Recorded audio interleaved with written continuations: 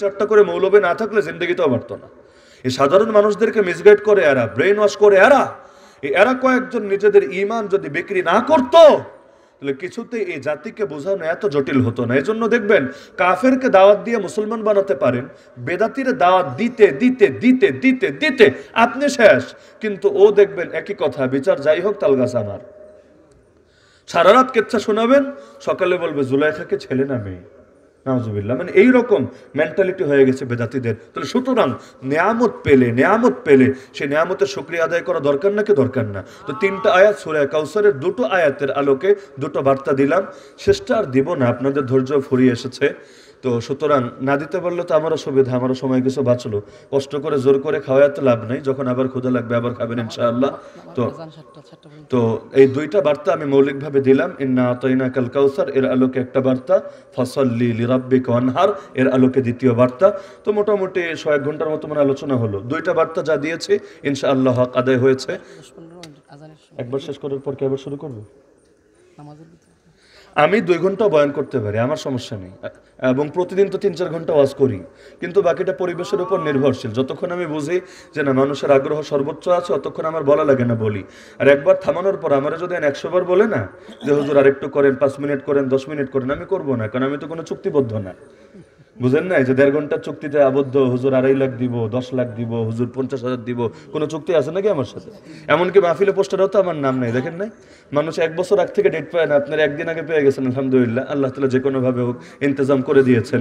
তো এখন মূল বিষয় এটা না, মূল বিষয় হলো আমরা ওয়াজ করি মূলত সিরেফ ক্লাস হিসাবে। ক্লাস একটা করি প্রাইভেট ক্লাস, একটা পাবলিক ক্লাস। ছাত্রদের সামনে যেটা করি প্রাইভেট ক্লাস, আর আম মানুষের সামনে যেটা করি পাবলিক ক্লাস। ক্লাস কেন? কিছু এলেম শিক্ষা দেওয়ার জন্য, আর কিছু না। আল্লাহর কসম, মাকসাদ এটাই, কিছু এলেম শিক্ষা দেওয়া, কারণ এগুলোই হবে নাজাতের জরিয়া। আর কোন এলেমের দ্বারা কার কপাল খুলে যায়, আল্লাহ কারে তার হেদায়েত দিয়ে দেয়, আল্লাহই ভালো জানে।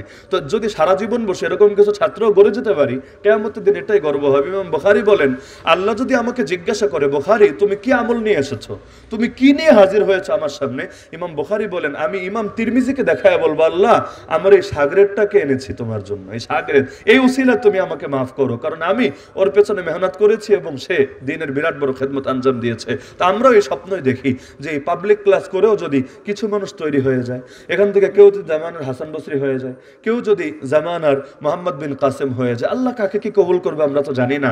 আর এতে যদি আমাদেরও সামান্য অবদান থাকে ইনশাআল্লাহ, এইটাই, আর কিছু না, এইটাই নাজাতের জরিয়া। না হলে সফর করায় কোনো মজা নাই, শারীরিকভাবে কষ্ট, এবং নিজে তো অসুস্থ, সেই জেলের অসুস্থতা এখনো সারে নাই। আর কয় বছর লাগবে সারতে তাও জানি না, তারপরও চলছে আলহামদুলিল্লাহ। কেন? দিলের মধ্যে এই একটা আশা, আল্লাহ বুঝে এই ওসিলা মাফ করে দিবে। তো যে বার্তাগুলো আলোচনা হলো যদি আমলে আনতে পারেন ইনশাআল্লাহ জিন্দেগিতে পরিবর্তন হবেই হবে।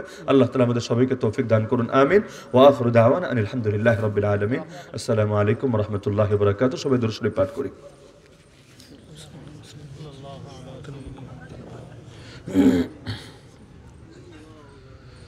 الحمد لله رب العالمين والصلاة والسلام على سيد المرسلين وعلى آله وأصحابه أجمعين يا رب العالمين يا أرحم الراحمين يا أحكم الحاكمين يا الله আপনি আমাদের আজকের এই মাহফিলকে কবুল করে নেন।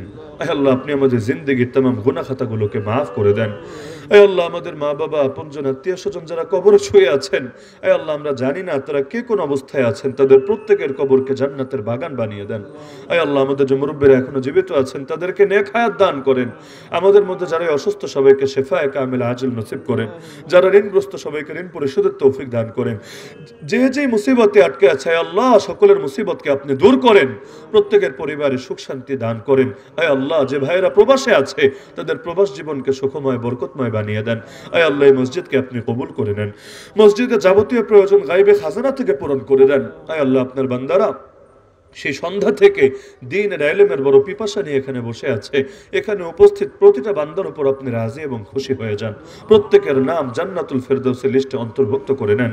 আয় আল্লাহ যাদের উদ্যোগে যাদের অর্থে আজকের এই মাহফিল কামিয়াব হলো, আয় আল্লাহ তাদের প্রত্যেকের খেদমতগুলোকে কবুল করে নেন। আয় আল্লাহ এই খেদমতগুলোকে আখিরাতের নাজাতের জরিয়া বানিয়ে দেন। বিশেষ করে যারা দান সদকা করেছে তাদের প্রতিটা পয়সাকে আপনি কবুল করে নেন। যে যে নিয়তে দান করেছে প্রত্যেকের দিলের নেক মাকসাদকে পূরণ করে নেন। জিন্দা মুর্দা আমাদের সবাইকে মাফ করে দেন। আসমানি জমিনে সমস্ত বালা মুসিবত থেকে হেফাজত ফরমান। আয় আল্লাহ আমাদের দিলগুলোকে আপনার মহাব্বত এবং আপনার নবীজির মহাব্বত দিয়ে পরিপূর্ণ করে দেন। আয় আল্লাহ বারবার মক্কা মদিনা জিয়ারতের তৌফিক দান করেন। আয় আল্লাহ আমাদেরকে ঈমান নিয়ে বাঁচার, কালেমা জপতে জপতে শেষে নিঃশ্বাস ত্যাগ করার তৌফিক দান করেন। আয় আল্লাহ রজব মাস চলছে, এ রজব এবং শাবানে বরকত দিয়ে দেন, আর রমাদানুল মুবারক পাওয়ার তৌফিক দিয়ে দেন। আয় আল্লাহ আরেকটা রমাদান পেয়ে আমরা যাতে রাহমাত, মাগফিরাত, নাজাত, বরকত পেয়ে মালামাল হতে পারে সেই তৌফিক দান করেন। আয় আল্লাহ জিন্দেগিতে আরো একটা লাইলাতুল কদর যাতে নসিবে জুটে যায়।